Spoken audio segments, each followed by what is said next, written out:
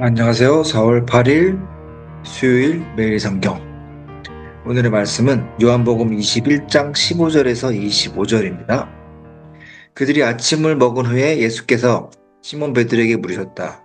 요한의 아들 시몬아, 네가 이 사람들보다 나를 더 사랑하느냐? 베드로가 대답하였다. 주님, 그렇습니다. 내가 주님을 사랑하는 줄을 주님께서 아십니다. 예수께서 그에게 말씀하셨다. 내 어린 양떼를 먹여라. 예수께서 두 번째로 그에게 물으셨다. 요한의 아들 시몬아, 네가 나를 사랑하느냐? 베드로가 대답하였다. 주님, 그렇습니다. 내가 주님을 사랑하는 줄을 주님께서 아십니다. 예수께서 그에게 말씀하셨다. 내 양떼를 쳐라. 예수께서 세 번째로 물으셨다. 요한의 아들 시몬아, 네가 나를 사랑하느냐? 그때 베드로는 예수께서 네가 나를 사랑하냐고 세 번이나 물으심으로 불안해서 주님께서는 모든 것을 아십니다. 그러므로 내가 주님을 사랑한 줄을 주님께서 아십니다. 하고 대답하였다. 예수께서 그에게 말씀하셨다. 내 양떼를 먹여라. 내가 진정으로 네게 말한다. 네가 젊어서는 스스로 띠를 띠고 네가 가고 싶은 곳을 다녔으나 네가 늙어서는 남들을 네 팔을 벌릴 것이요 너를 묶어서 네가 바라지 않은 곳으로 너를 끌고 갈 것이다. 예수께서 이렇게 말씀하신 것은 베드로가 어떤 죽음으로 하나님께 영광을 돌릴 것인가를 암시하는 것이다. 예수께서 이 말씀을 하시고 나서 베드로에게 나를 따라라 하고 말씀하셨다. 베드로가 돌아보다 보니 예수께서 사랑하시던 제자가 따라오고 있었다. 이 제자는 마지막 만찬 때에 예수의 가슴에 기대어서 주님을 넘겨줄 자가 누구입니까? 하고 물었던 사람이다. 베드로가 이 제자를 보고 예수께 물었다. 주님, 이 사람은 어떻게 되겠습니까? 예수께서 대답하셨다. 내가 올 때까지 그가 살아있기를 내가 바란다고 한들 그것이 너와 무슨 상관이 있느냐? 너는 나를 따라라. 이 말씀을 믿는 사람들 사이에 퍼져나가서 그 제자는 죽지 않을 것이라고들 하였지만 예수께서는 그가 죽지 않을 것이라고 말씀하신 것이 아니다.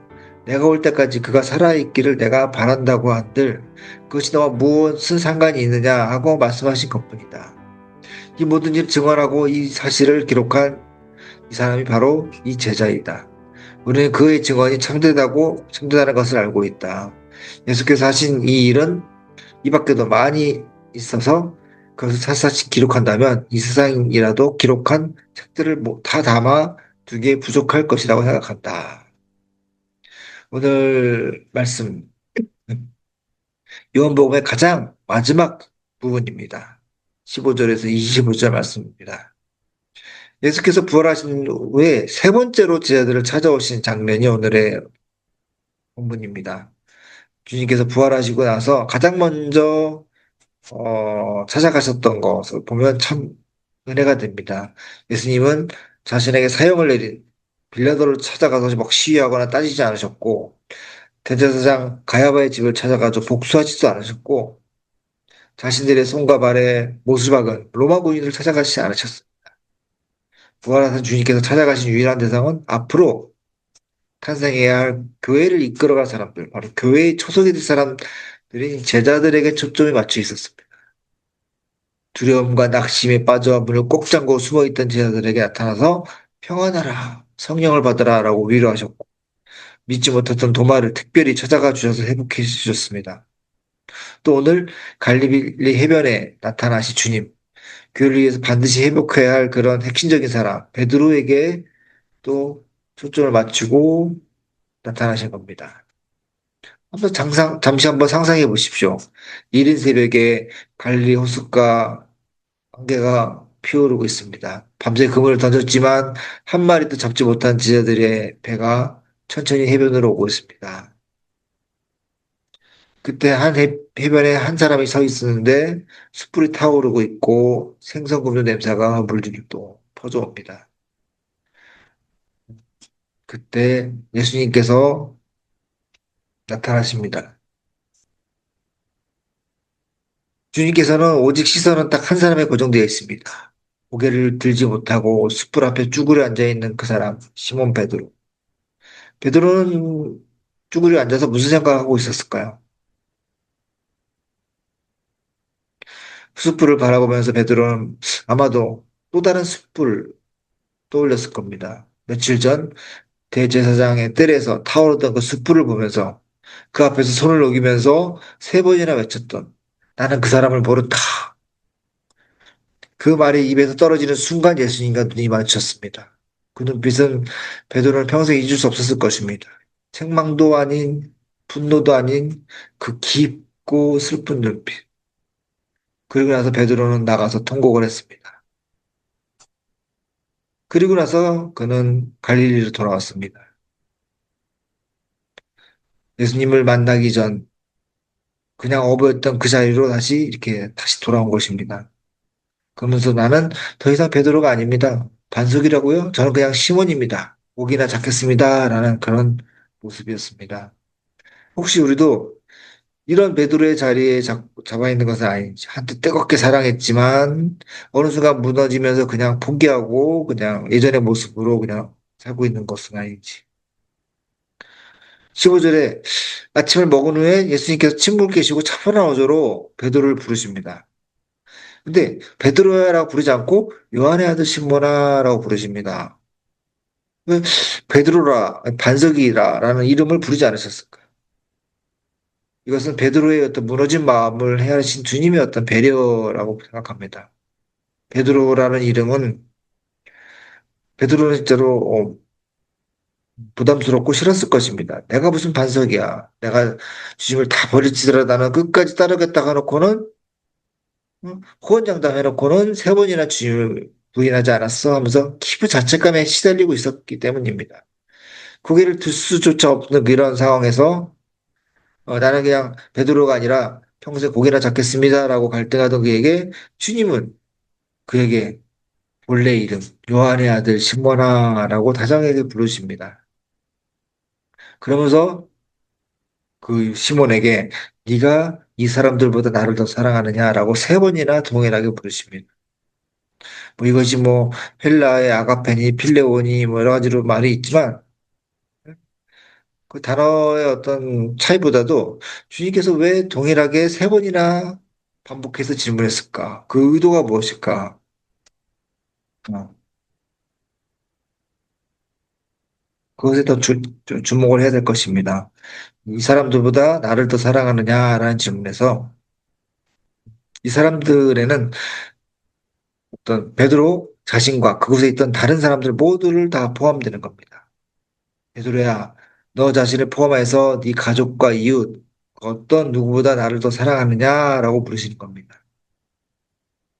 그래서 음, 나는 여전히 너를 사랑하고 있고 너를 신뢰한다라는 어떤 주님의 깊은 신뢰가 또 담겨 있는 것입니다.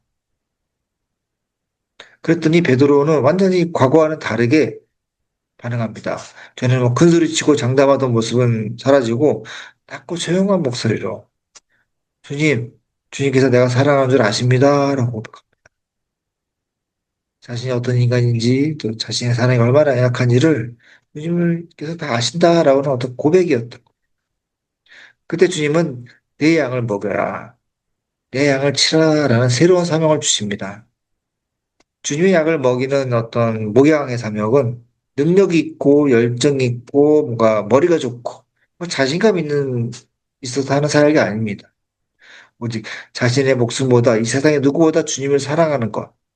이 온전한 주님의 그런 사랑만이 예, 이를 감당할 수 있다는 것. 유일한 조건이다라는 것을 주님께서 가르쳐 주고 있습니다.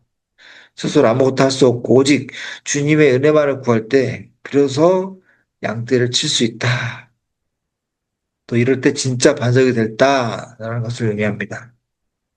그러면서 18절에 네가 젊어서는 스스로 띠를 원하는 곳으로 다녔지만 늙어서는 네 팔을 벌리니 남이 너에게 띠띠우고 원하지 않은 곳으로 데려간다. 그래서 이제 앞으로 베드로가 어, 십자가에 거꾸로 처형당하는 그런 일에 대해서 예수님께서 말씀하시는 거고 이걸 통해서 네가 하나님께 영광 돌릴 것이다라는 것을 말하십니다. 내 양을 친다는 것은 더 이상 내가 원하는 곳으로 다니는 삶이 아닙니다. 주님이 이끄시는 건 두 팔을 벌려서 벌려야만 하는 그 십자가의 자리까지 순종해야만 하는 하는 그런 삶입니다. 그 영광의 자리는 또 내 의지로 갈 수도 없고 오직 주님께서 데려갈 수 있는 것입니다. 그러면서 주님은 처음 베드로를 부르셨을 때랑 똑같이 나를 따르라고 말하십니다. 과거의 실패에 더 이상 묵히지 말고 새롭게 다시 시작하자라는 주님의 어떤 초대입니다.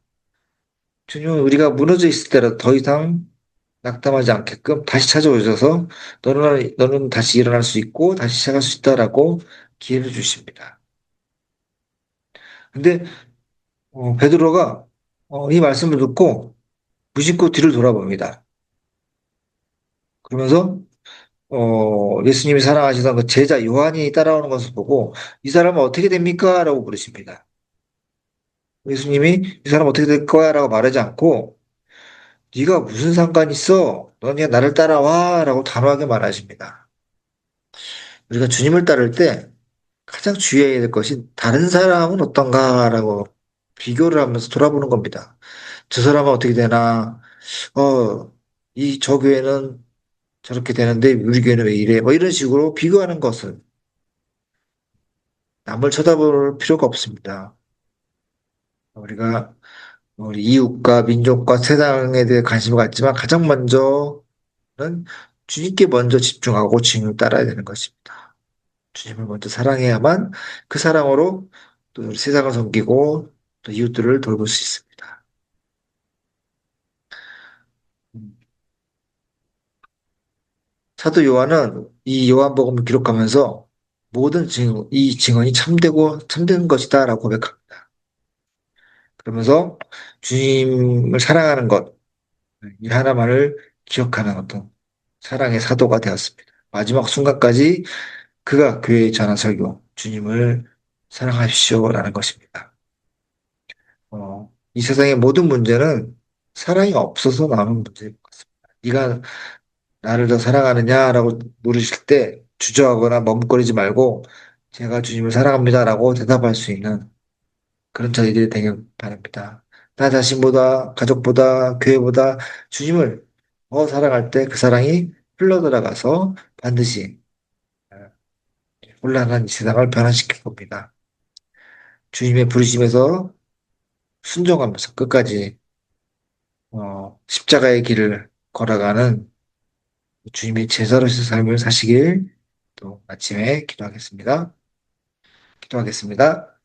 하나님 아버지, 세 번이나 주님을 부인하고 고개를 들지 못했던 베드로를 새벽 갈릴리 해변에서 찾아오시면서 또 세 번이나 네가 나를 사랑하라고 물으시면서 회복하게 하신 주님을 또 오늘 만나게 하심을 감사합니다. 베드로의 고백처럼 주님 아십니다. 저는 주님을 사랑하십니다. 라는 그런 고백을 하길 원합니다. 저희들의 이 연약한 고백도 받아주시고 나를 따르라고 말씀하시지 그 음성을 따라서 오늘 하루하루 살아가게 해주시옵소서. 다른 사람을 보면서 흔들리지 않고 오직 주님만을 바라보면서 끝까지 따라가는 그런 하루가 되게 해주시옵소서. 예수님 이름으로 기도합니다. 아멘.